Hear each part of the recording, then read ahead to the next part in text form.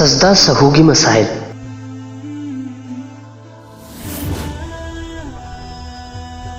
सजदा सहू करीगिदमक्ता तौरिबनो?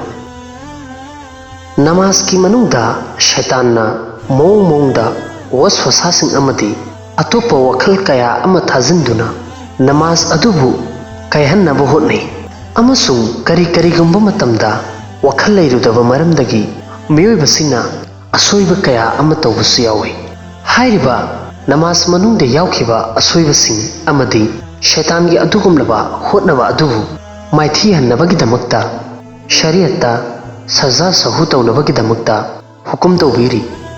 नबी अकरम सल्लल्लाहु अलैहि वसल्लम ना हाइदोपिरम्मी नखोइगी मनुंगदगी कनागुंबा मियोइ अमना नमाज सोन्नबगिदमक्ता लेप्पा मतमदा शैतानना महाक्की मनाक्ता लाक्लदुना महाक्पु चिंगनबा पोलम कया अमदा तहल्ली। असुमना महाक्ना रकात कया सोनख्रबनो हाइबा अदु खंगदे। मरम असिना करीगुंबा नखोइगी मनुंगदगी कनागुंबा अमदा हाइरिबा वफम असी फारुक्लबदी महाक्ना फमना फमना सजदा अनि अमसु तौगदबनी।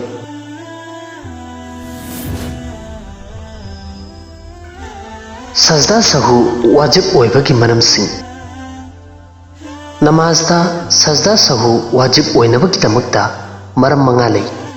हाइरिबसिंग असिगी मनुंगदगी करीगुंबा मरम अमा फंगबा मतमदा सजदा सहू तौबा वाजिब ओइगनी। नंबर 1 करीगुंबा फरज नत्रगना वाजिब ओइबा अमल अमबु महाक्की मफमदगी हाना तौरुबा।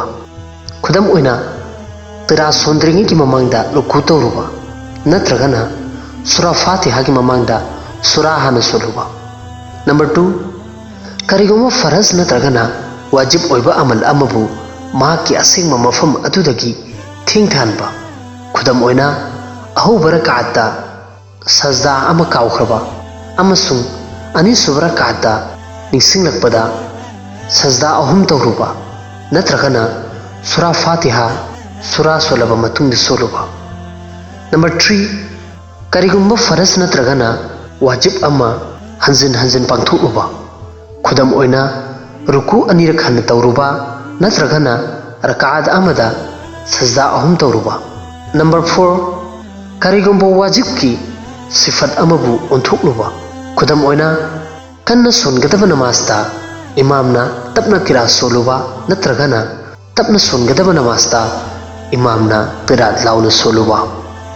नंबर 5 नमाज मनुंगी वाजिब सिंग अदुगी मनुंगदगी करीगुंबा वाजिब अमा थादोकलंबा। खुदम ओइना तशहुद सोलहौदबा नत्रगना सूरा फातिहा थादोकलुबा। सजदा सहू तौबगी नियम। सजदा सहू तौबगी नियम दे असिनी मदुदी अरोइबा कायदादा तशहुद सोलबा मतुंगदा येत थंगबा माइकैदा सलाम अमा लैथोकलगा सजदा अनि तौगनी। अदुगी मतुंगदा फमलगा तशहुद सुनगनी अमसुंग अदुगी मतुंगदा दरुद शरीफ अमदी दुआ सोलगा सलाम लैथोकलगा नमाज लोइसिनगनी। नमाज मनुंगदा खंगना खंगना आराम तौरुरबदी हाइरिबा अदु सजदा सहू तौबना यादे। करीगुंबा कनागुंबा मियोइ अमना खंगना खंगना नमाज मनुंगदा करीगुंबा वाजिब अमबु थादोकलुरबा अदु ओइरबदी महाक्ना नमाज अदु अमुक कहनबा असि तंगाइ फदे। सुमना खक्की सजदा सहू तौबा अदु खक्ना ओकलोइ। सूरा सोलमदना रुकूदा चटख्रबदी करी तौगनी?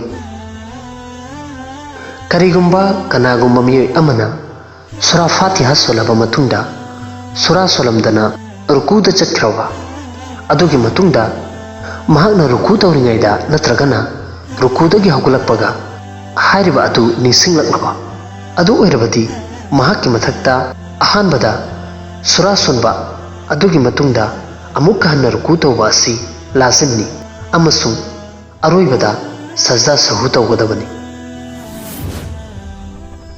तपना सोनगदबा नमाजदा आयात कया लाउना सोलुरबदी सजदा सहू तौबा वाजिब ओइगनी। करीगुंबा तपना सोनगदबा नमाजसिंगदा खुदम ओइना जोहर अमसुंग असर की नमाजदा आयात अहुम नत्रगना असांग आयात अमगी चांगदा लाउना किरा सोलोरबदी सजदा सहू तौवा लाजिम ओइरगनी।